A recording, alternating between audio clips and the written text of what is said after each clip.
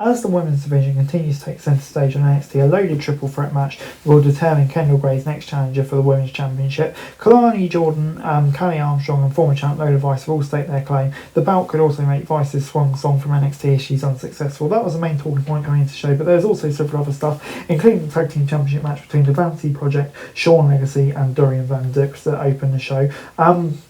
Legacy and Van Dux are fresh on becoming number one contenders for the tag titles, while Vanity Project came into this contest looking to keep their recent winning ways alive. The match had a nice clash of styles, with the aerial offense of Legacy and Van Dux being a breath of fresh air. Vanity Project portray their cowardly characters really well, but can also bring it when the bell rings, as evidenced by their starting. Legacy came close, seeing a win for his team at one point in the same fashion they won last week, only for Baylor to break up the pinfall attempt with a vicious dropkick. But before the Babyfaces could do more damage, Vanity Project's insurance policy, Lockwood, took out Van Dux at ringside, paving the way for Baylor and Smokes to hold on to the gold. I'll go at 6 out of 10.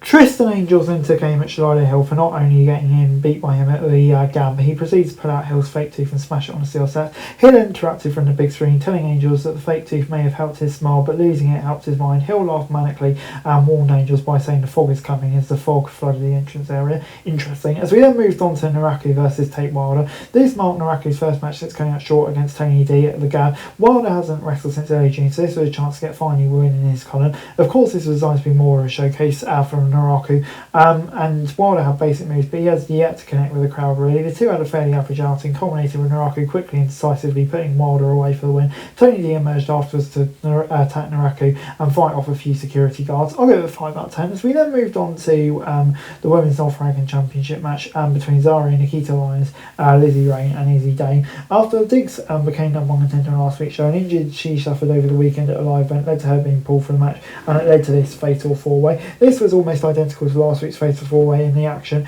and a chance to show it became clear that Lyons was also a part of this, so she could eat the losing fall, which is what happened. But even when she had a solid outing out there, Dane stood out at one point with a running dropkick to Zara, who had Lyons on her shoulder while simultaneously hitting a running senton on Rain. While Rain and Dane brawled, Nati and Petrovic were taken out at ringside by their rival Jada Parker, leading to Zaria blasting Lyons with a spear. I'll go at 6 out of 10. We then got Jackson Drake versus Tavian Heights. All of the Vanity Project were back out to stand in Drake's corner. Bourne, despite having an established alliance with Heights, didn't show up. This pretty much foreshadowed the finish with the Vanity Project, distracting Heights from the apron to cost them the victory. At least they were having a quality contest prior to that point and were given time to show what they could do. It's well worked, that will end up being forgotten, but it should have had a direct impact on the North American Championship picture really. I'll give it a 5 out of 10. As we then moved on to that women's number one contender match with Vice, Jordan and Armstrong. Armstrong hadn't had any high profile match on TV up to this point, but she didn't look out of place in the slightest. She had one misfire on the top before the commercial break, but recovered nicely and nailed an impressive crossbody on the outside. Vice and Jordan aren't strangers to fighting for top titles and didn't hold anything back. They formed an alliance during a commercial break, which was fun but short-lived. All three were constantly in the mix, so there was never a dull moment. Jordan's double eat defeat looked cool, as well as a huge splash off the top to break up the armbar Vice had locked in on Armstrong. There was a flurry of finishes in the closing moments that led to the brief confusion over whether Jordan had won or not when she rolled Armstrong. Vice pinned Armstrong with back fist after clearing Jordan from the ring. I'll give it a 6 out of 10.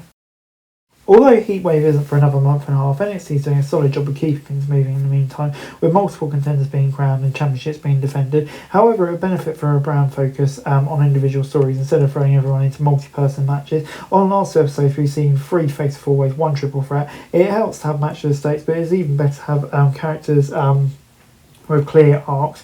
That isn't saying NXT has none of that, but so many fresh new faces. We still want to know more about these people. It appears most of you that carrying over from the Gab will wrap up in short order.